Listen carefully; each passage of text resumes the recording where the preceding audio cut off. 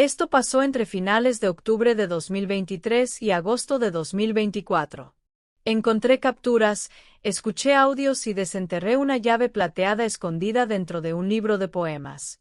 Me llamaron paranoica, me dijeron que veía fantasmas donde solo había cansancio, y sin embargo cada pista me condujo a la misma puerta con el mismo número.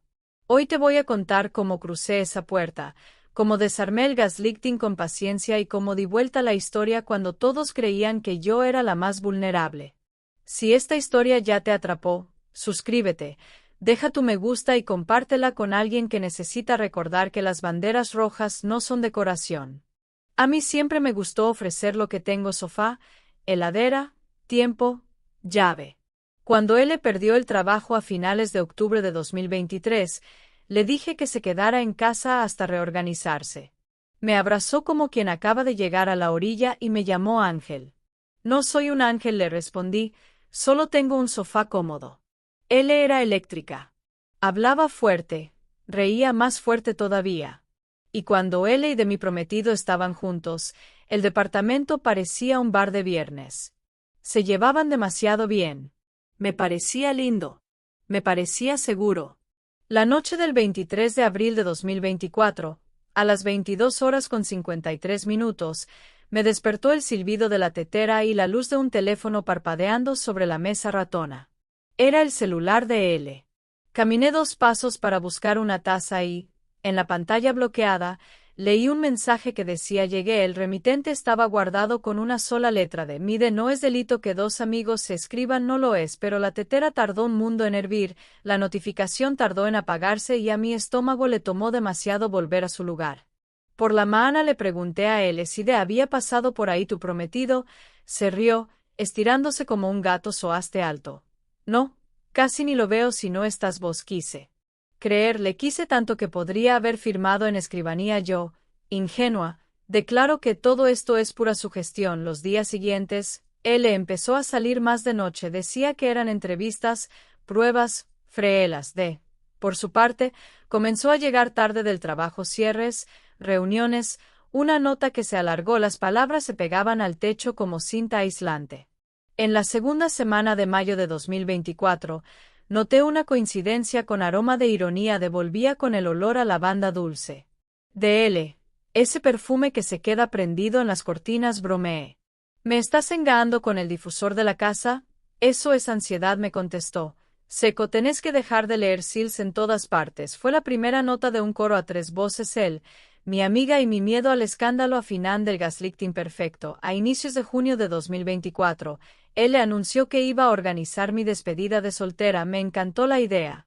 Confiaba en ella. Levantó un dedo como quien sella un pacto sorpresa. Vos hacés de cuenta que no sabes nada, asentí, agradecida de delegar. Empezaron a llegar mensajes de números desconocidos, proveedores, presupuestos, listas. Me llegaban por error, en teoría no debería verlos. En uno, una florería confirmó ramo medianoche para el 7 de junio a las 18 horas.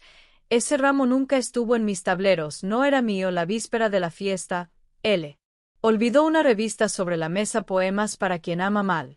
Adentro, marcando una página, había una llave plateada con un adhesivo a 407. Sentí frío en la nuca. Conocía ese edificio, cerca del trabajo de D.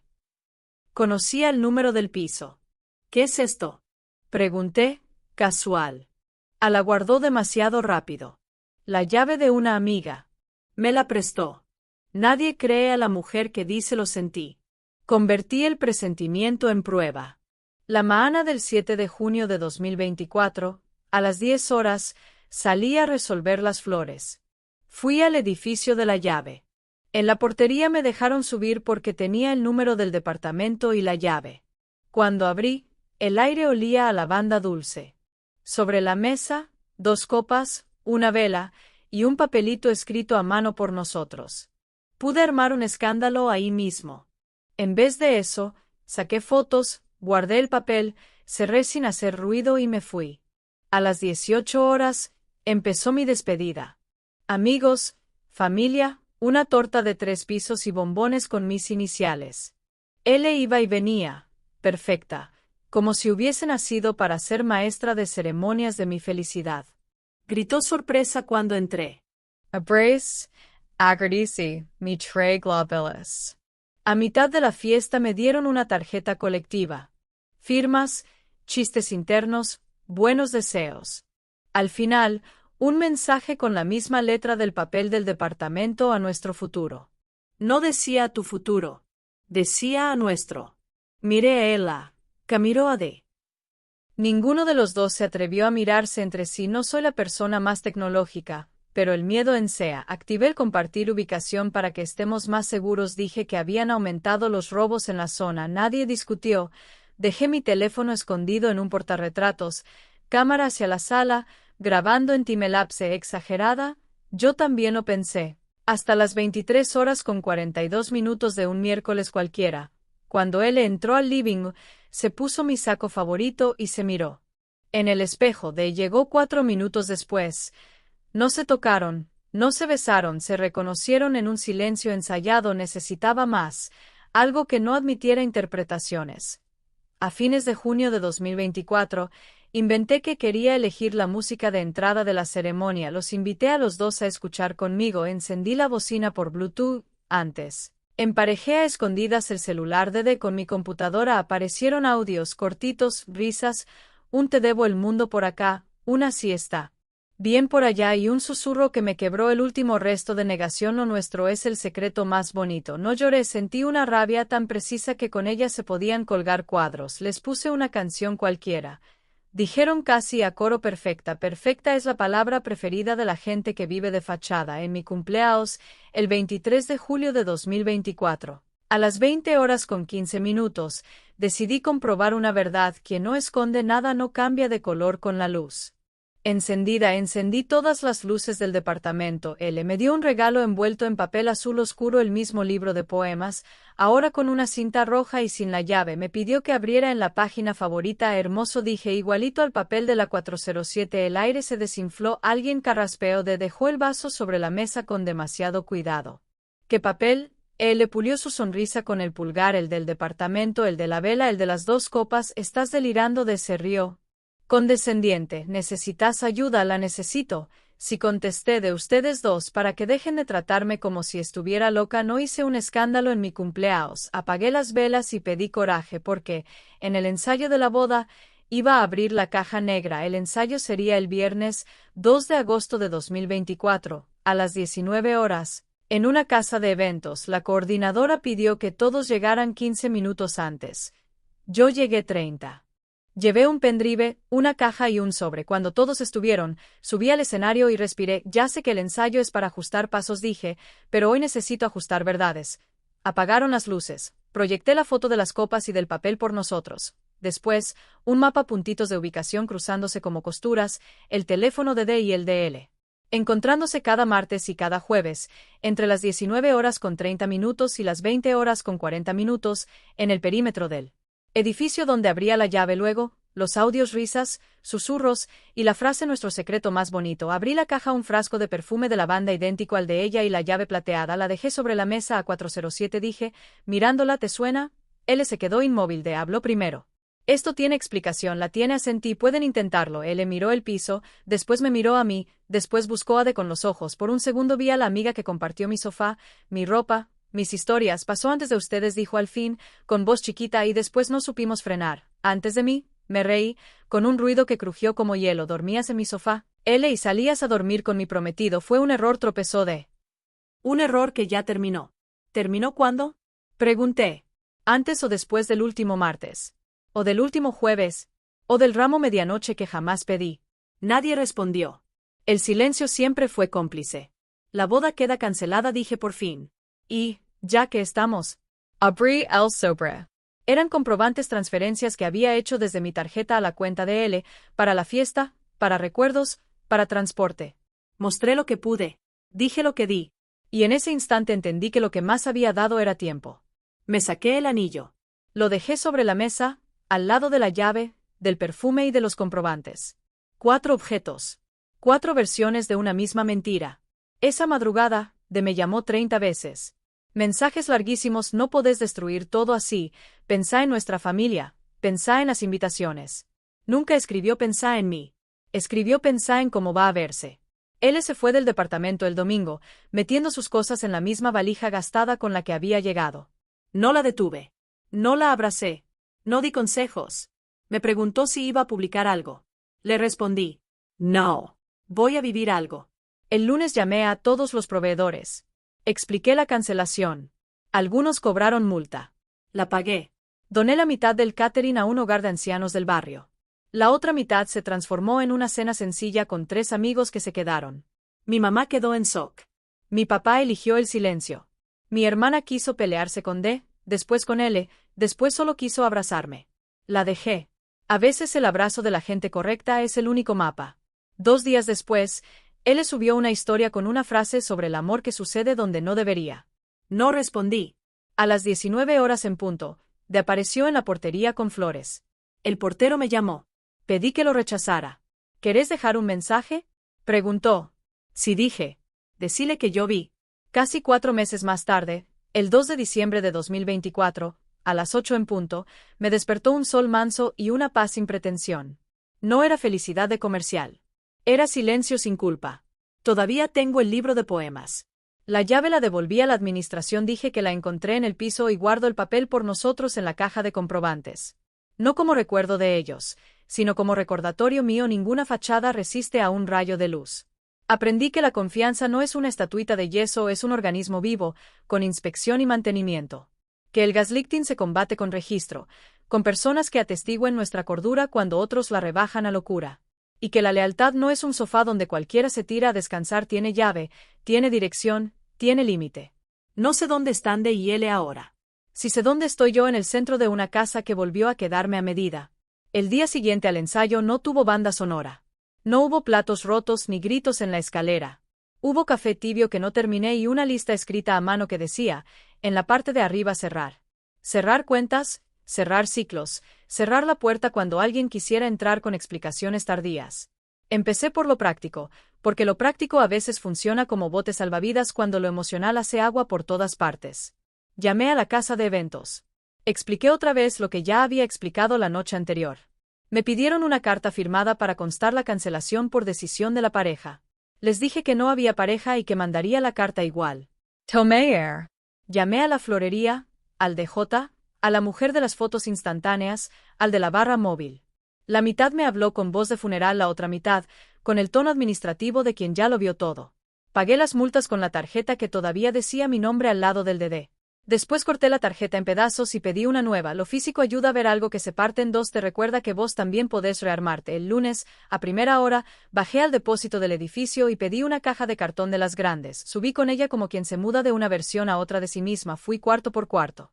En el dormitorio guardé las sábanas que habíamos comprado para los invitados. En el baho, las toallitas bordadas con iniciales que a nadie le importaron. En la cocina, los vasitos de vidrio que decían brindemos por el amor, porque no hacía falta cargar la próxima comida con ese peso. Separé 3 cosas: una planta que resucita sola, una taza con una pequeña rajadura y mi olla favorita. Todo lo demás podía irse, regalarse o esperar. Mi mamá vino a la tarde, trajo sopa y silencio. La dejé entrar con las 2 manos ocupadas, para que no intentara abrazarme antes de que yo estuviera lista. Nos sentamos al borde de la cama como cuando yo era chica y ella me desenredaba el pelo. ¿Querés que llame a tu tía para que no pregunte?, dijo por fin. Quiero que, por un rato, no llamemos a nadie, le contesté. Asintió, sirvió la sopa y comimos sin apuro. Cuando se iba, me tocó la cara con una mano fría. No tenés que ser fuerte, me dijo, tenés que ser verdadera. La diferencia me dolió como un diente que late. A los 2 días, L subió una historia en la que hablaba de los amores que pasan donde no deberían. La bloqueé para no verla sin querer. Saqué del cajón el libro de poemas y lo dejé sobre la mesa, a la vista. Quería mirar el objeto sin que me temblaran las manos, domesticarlo como quien se sienta con un perro asustado hasta que baja la guardia. La llave plateada la había devuelto a la administración del edificio, pero el papelito que decía por nosotros seguía en mi caja de comprobantes. Lo pasé a un sobre opaco. No estaba lista para romperlo. A veces guardar es apenas otra forma de esperar. El miércoles siguiente, a las 19 horas en punto, bajó del ascensor con un ramo enorme. El portero me llamó, como aquella noche. Dice que solo necesita 5 minutos, informó, profesional. Yo necesito 5 meses, contesté. Decile que vuelva cuando el calendario tenga esa opción. El portero carraspeó una risa antes de cortar. Después me pidió perdón por reírse. Se me salió, dijo. Me gustó que algo se nos saliera sin permiso a los dos. Durante la primera semana, El teléfono fue un campo minado, apagué las notificaciones de grupos, respondí con 3 palabras a los mensajes largos, dejé en visto. A los curiosos, esa economía de palabras me salvó de volver a explicar lo inexplicable. A la segunda semana, empecé terapia un martes cualquiera. A las 16 horas, me senté en un sillón que no era mío y le conté a una mujer que no me conocía la versión más simple de los hechos. Lo vi, ella no me pidió pruebas, no me preguntó si estaba segura. Preguntó dónde me dolía más yo, que venía armando pantallas y mapas y listas, me quedé un momento sin idioma, después se alé el estómago. En una de esas sesiones, hicimos un inventario que todavía guardo, anotamos, en una columna, todo lo que yo había hecho para que funcione: justificar horarios, creer en palabras, pagar cosas, ceder espacios, ofrecer mi casa, prestar mi ropa, callar mis sospechas. En la otra columna, escribimos lo que haría a partir de ese día para que funcionara mi vida: cerrar sesiones compartidas, cambiar cerrojos, ahorrar en mi fondo personal, decir que no sin justificativos largos, aceptar abrazos, pedir ayuda con cosas concretas: pintar una pared, mover un mueble, armar un currículum, y registrar por escrito mis días para que no me hicieran dudar de mi memoria otra vez. El papel parecía poca cosa, con el tiempo se volvió un mapa. A mediados de diciembre de 2024, una amiga que venía quedándose a dormir algunos fines de semana para no dejarme sola, me contó algo que le había pesado la lengua durante meses. Un sábado a la noche, cuando estaba en la cocina lavando copas, se había acercado demasiado a ella para secarle una gota de vino del hombro. Lo hice ver como un accidente, dijo, pero no lo fue. Le agradecí por decirlo y por no decirlo antes. Una confesión a destiempo puede ser otra herida. Esa noche tiramos a la basura un pao de cocina que había elegido por el color. Elegir que se va y que se queda parece infantil, pero te devuelve una autoridad mínima y necesaria: la de curar la casa como si fuera una herida abierta. En enero de 2025, regresé al trabajo. Lo había postergado una semana más de lo planeado, y mis correos se habían multiplicado como hongos. Mi jefa me llamó a su oficina el lunes a las 9 en punto. Me preguntó, sin rodeos, si necesitaba cambiar de proyectos por un tiempo. Me ofreció un horario más flexible. Acepté. Me di cuenta de que, en algún rincón, todavía tenía miedo de que la gente me viera como la que arruinó su propia boda. Nadie lo dijo en voz alta, nadie me trató con guantes. Me hablaron como a una persona que atravesó algo difícil y no como un escándalo ambulante. Bastó eso para que el mundo volviera a tener bordes razonables. La primera vez que me crucé con él fue en el supermercado, un jueves a las 19:10. Tenía una canasta con 2 cosas: fideos y una botella de suavizante de lavanda. Consideré elegir otra fila. Ella me vio. Levantó la mano como si me frenara en plena calle. ¿Podemos hablar?, dijo. Abajo, como si la palabra fuera frágil. ¿Podés decir lo que necesites?, respondí. Yo no tengo nada que agregar. Hice cosas imperdonables, dijo, pero no quise hacerte dao. El dao no pregunta si lo querés o no. Contesté. Pasa y después decide si se queda. Me ofreció la botella como si tuviera que justificarla. Es para mi tía. Asentí. Pagamos. Ella salió antes. Yo caminé hasta la góndola de productos de limpieza y elegí un jabón con olor a limón. Me fui con ese perfume agarrado a la manga, solo por el gusto de respirar otra cosa. Reapareció 2 veces. La primera fue con las flores. La segunda, con una carta. La dejó debajo de mi puerta una tarde de febrero. A las 17:05 la abrí. Decía que entendía si yo necesitaba odiarlo un tiempo, que él no era un monstruo y que en otras circunstancias lo nuestro habría encontrado el camino. Lo nuestro. Reí sin querer. Ese pronombre también había sido mi trampa: creer que lo nuestro incluía, siempre, lo mío. Le escribí una respuesta breve y precisa: no necesito odiarte, necesito que no entres a mi casa. Bajé con el sobre, se lo di al portero y, con él, una lista de personas que no subían más. Me recomendó hacer una copia plastificada porque la lluvia borra las tintas. Me hice devota de su pragmatismo. En marzo, mi hermana me propuso una escapada de 3 días a la costa. Fuimos un viernes temprano y volvimos un domingo a la tardecita. En la playa nos sacamos una foto a las 8 de la mañana. Pelo mojado y ojos hinchados. Y la subimos sin filtro. Yo, que a veces me acomodaba hasta para mandar un audio, dejé que la imagen dijera lo que mis palabras no podían. Estoy cansada y estoy viva. Caminamos por la orilla, comimos un pescado sencillo, nos dormimos la siesta con la ventana abierta. Cuando volvimos, encontré el departamento distinto. No lo había tocado nadie, pero la ausencia del futuro que yo había armado había dejado un espacio que ahora podía llenarse con otra cosa.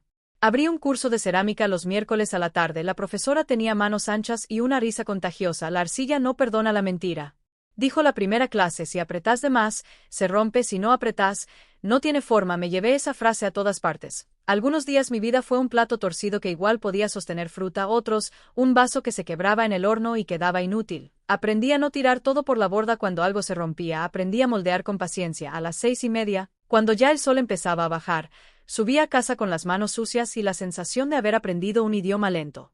En abril de 2025, corrí mis primeros 5 kilómetros. No fue épico, no hubo meta inflable ni medalla, hubo una app que dijo bien en voz robótica y un espejo en el que me vi transpirada y colorada. Me hice una promesa modesta, no le iba a pedir al cuerpo que me salvara, le iba a agradecer por sostenerme. Un domingo de mayo, a las 10 de la mañana. Toqué la puerta del negocio de segunda mano del barrio, llevé una bolsa con platos, un mantel y el libro de poemas, se lo entregué al dueño. ¿Quiere que anote algo en el precio?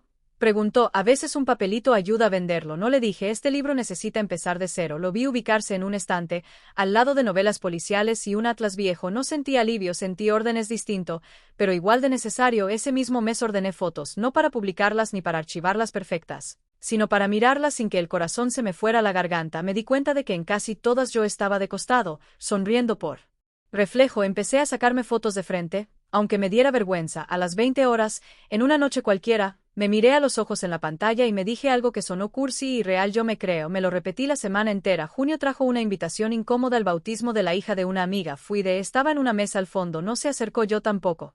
Me vi saludando a gente que me había preguntado en privado si estaba mejor, como si hubiera contagio en mi respuesta. Cuando me fui, un señor mayor me sostuvo la puerta y dijo, sin mirarme, usted camina como quien vuelve. Le di las gracias como si me hubiera pasado un secreto, porque un poco lo era. En julio, se cumplía una hora de aquel cumpleaños con luces encendidas.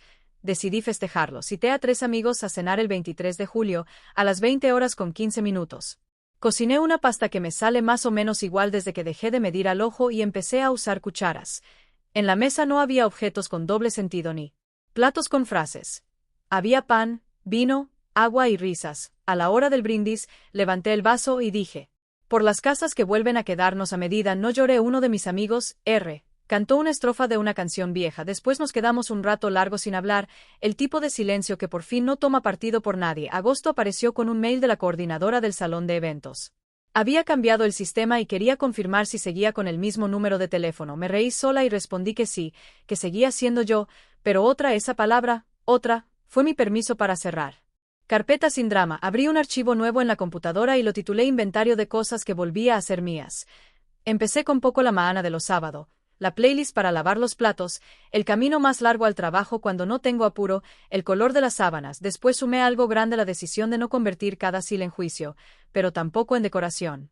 La vida volvió a tener semáforos que cambiaban de color por algo. A principios de septiembre, bajé al garaje a buscar una lámpara que había guardado. Me crucé con un vecino nuevo que sacaba a pasear a un perro minúsculo. El perro decidió que mi zapatilla era el lugar del mundo. Se disculpó con una sonrisa desordenada. Debe oler la cerámica, dijo, por decir algo. Debe oler que estoy practicando no salir corriendo, respondí, antes de poder evitarlo. Nos reímos.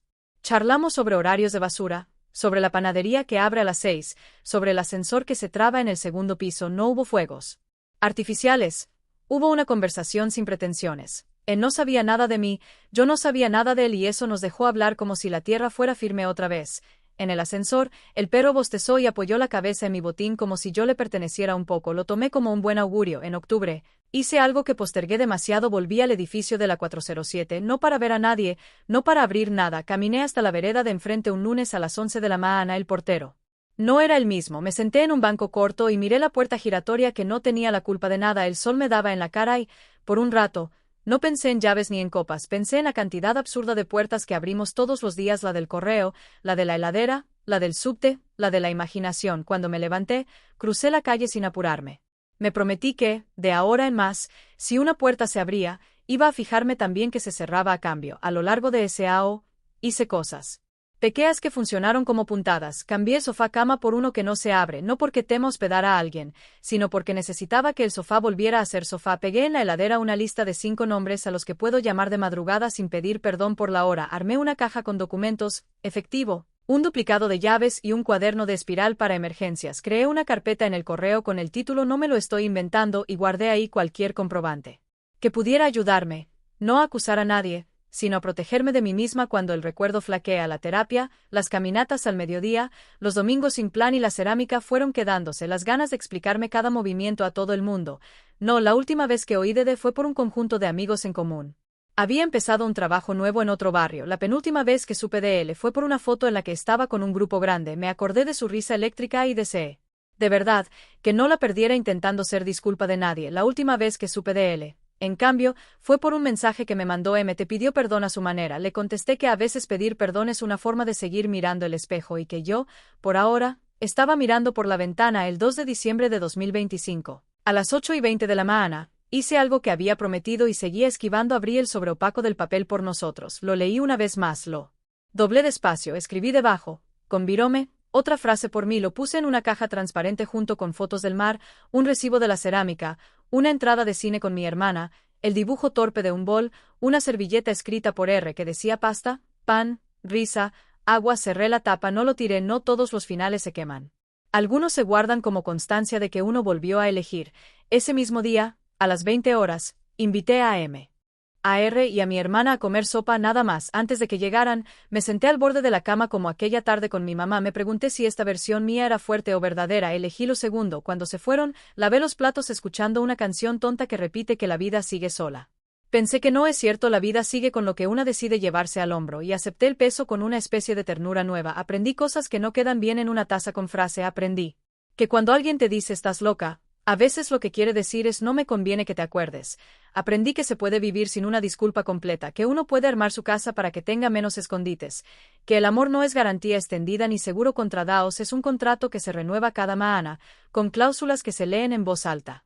Aprendí que hay alertas que no hay que decorar con guirnaldas, y que hay dudas que se disuelven, no porque alguien te las quite, sino porque las miras desde todos los ángulos hasta que dejan de asustarte. Y aprendí, finalmente, a devolver lo que no me pertenece: llaves, culpas, responsabilidades ajenas, bolsitas de por si acaso. No sé si alguna vez voy a volver a casarme. Sé que las mañanas de domingo me las reservo, que a las 7 salgo a correr despacio, que a las 9 abro las ventanas, que a las 11 preparo café con una cucharada de azúcar solamente porque me gusta escuchar cómo suena la cuchara. Sé que, si una amiga necesita un lugar para quedarse, le voy a ofrecer mi casa, pero también voy a ofrecerle una conversación incómoda sobre límites. Y sé que no voy a volver a pensar que la intuición es la enemiga del cario. La intuición, aprendí, es el salvavidas del cario. La semana siguiente a la sopa con mis amigos, me senté frente a la ventana del living a las 8 en punto y escribí un título en un cuaderno nuevo: manual breve para volver a mi casa. No era una lista de cosas por hacer, sino de cosas por sostener.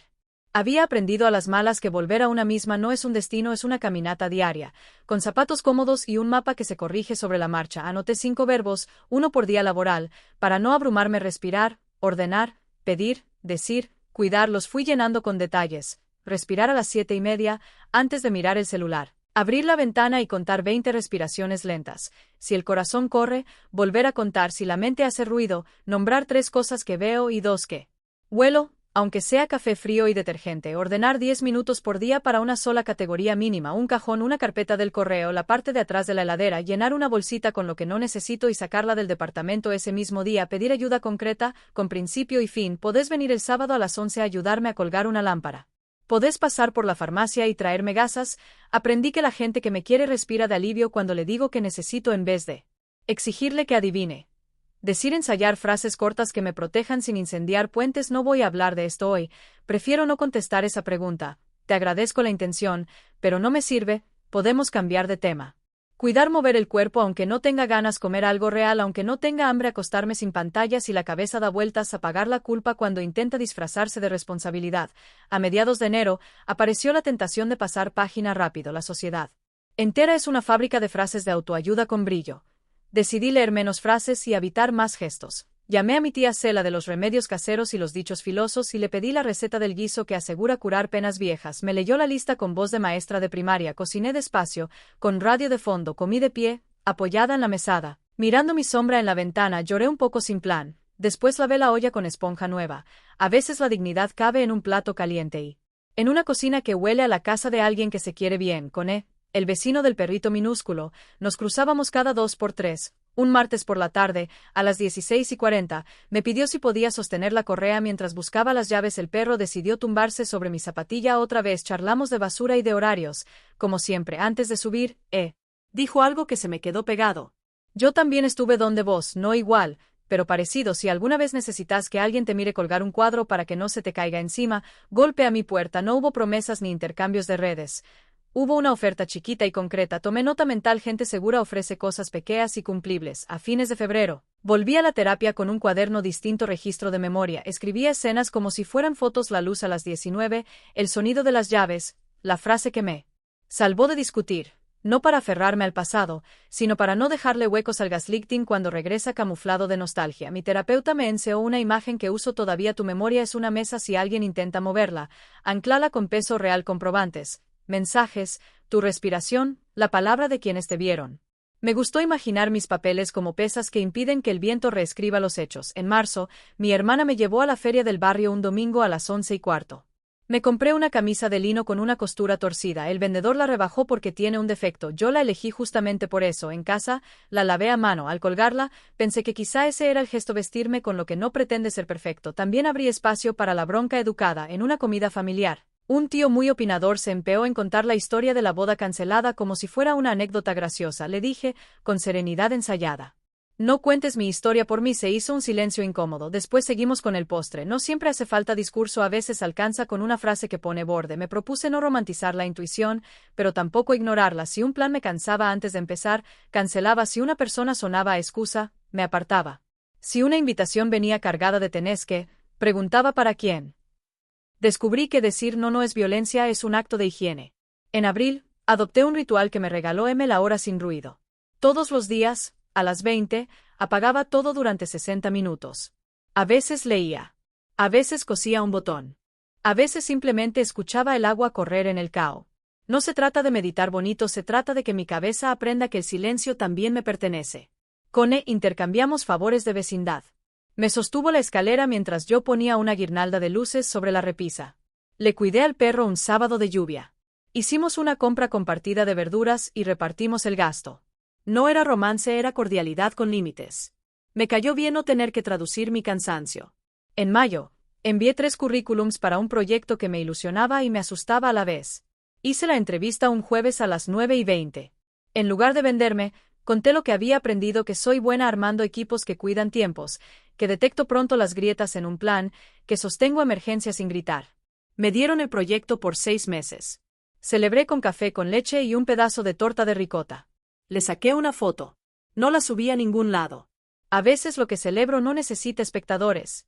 Una noche de junio, a las 22:10, sentí el impulso de escribirle a él. Abrí la ventana de mensajes y me quedé mirando el cursor parpadear. Cerré la ventana. Me escribí a mí: no todo lo que duele merece una carta. Guardé el borrador en mi cuaderno de cosas no enviadas. Dormí mejor de lo que esperaba. A mediados de julio, decidí no conmemorar el aniversario del descubrimiento con rituales tristes. En cambio, armé una mesa con 4 objetos nuevos que resignificaran a los viejos donde antes había llave. Puse una planta que echa brotes sin pedir permiso donde había perfume de lavanda ajena. Encendí una vela de sándalo que compré para mí donde había recibos, dejé una libreta con gastos ordenados para mi futuro donde había un anillo, coloqué un colgante que me regaló mi mamá cuando cumplí 15, brindé con agua, me deseé paciencia, me deseé humor. El 23 de julio, a las 20:15, repetí la cena de pasta con 3 amigos. Esta vez agregué una ensalada con limón y aceite de oliva. Volvió a cantar bajito. Me trajo pan tibio envuelto en un repasador. Mi hermana llegó tarde y se sentó en el piso, con el plato apoyado en las rodillas. Yo me escuché reír con una risa mía que había extraído. Agosto trajo una pregunta nueva: ¿qué hago con el deseo? No de casarme ni de armar una vida en pareja, eso ya veré, sino el deseo de hacer lugar. Me animé a decir que sí a un cine con un viernes a las 21. Elegimos una película que nadie había recomendado, compartimos pochoclos, caminamos de vuelta por la vereda ancha. En la puerta, me dio las gracias y no intentó nada más. Me encantó la escena sin agenda. A la mañana siguiente, salí a correr 3 kilómetros. El cielo estaba turbio y, sin embargo, sentí luz. En septiembre, di una charla corta en la oficina: cómo cuidar proyectos sin perderse. No hablé de mi historia, hablé de protocolos de comunicación, de cronogramas realistas, de qué hacer cuando una urgencia se vuelve hábito. Un compañero me dijo después: es raro que algo suene tan simple y tan útil. Sonreí, pensando que las mejores herramientas suelen parecer obvias hasta que las necesitas. En octubre, recibí un mensaje de una amiga de él: quiere pedirte perdón. De verdad, respondí. La perdoné para poder dormir. Eso no significa que la quiera de vuelta en mi vida. Cerré el chat, no por maldad, sino por cuidado. Hay puertas que se cierran sin candado, pero con decisión. El 2 de diciembre de 2025, a las 8:20 de la mañana, abrí el sobre donde guardaba el papelito por nosotros. Escribí debajo, con lápiz: por mí. Lo devolví al sobre, lo guardé en una caja transparente junto a pequeñas pruebas de mi AO, el resguardo del proyecto, la foto de la camisa torcida, el tiquete de la feria, la entrada de cine, un papel con la receta de la tía C y una servilleta donde había anotado pasta, pan, risa, agua, no lo quemé, no todo final necesita fuego, a veces alcanza con etiquetar, archivar y seguir lo que me quedó y lo que dejó ir. Me quedó la certeza de que la confianza no es una deuda que se cobra con intereses, es un préstamo que se renueva con actos. Me quedó el reflejo de chequear si algo huele raro, mirar las fechas, los horarios, los historiales. No para vivir policiando a los demás, sino para no dejarme convencer de que la realidad es otra. Me quedó el hábito de escribir lo que sí pasó y de decir lo que no voy a tolerar. Dejo ir la explicación eterna, no repito mi historia para entretener a nadie, no suavizo mis límites para que otro se sienta cómodo en una silla que me lastima, no convierto mi intuición en adorno ni mi dolor en espectáculo. Aprendí, al final, a diferenciar cerrar de terminar. Terminar es un punto, cerrar es una puerta que no se tambalea cuando cambian los vientos. Hoy la casa no cruje. Si alguien golpea, pregunto primero quién es y, sobre todo, qué trae. Si trae culpa envuelta para regalo, no abro. Si trae paciencia y pan, paso la traba. No sé si voy a casarme alguna vez. Si sé que los domingos a la mañana son míos, salgo a correr despacio a las 7, abro las ventanas a las 9, hago café a las 11 y me siento a leer con los pies sobre el sofá, un sofá que volvió a ser solo sofá. Si una amiga necesita quedarse, le voy a preparar la cama y, también, una charla clara sobre la casa que soy. Si la vida me pone otra vez frente a un secreto con dirección y horario, no le voy a prender velas, le voy a prender luz. Si esta historia te habló en algún lugar, o te dio una luz entre tantas banderas rojas, apóyala con tu me gusta, suscríbete y compartila con quien la necesite. ¿Qué habrías hecho en mi lugar? ¿Qué límite aprendiste a nombrar y ya no vas a soltar? Te leo en los comentarios. Activa las notificaciones para no perderte las próximas historias en primera persona.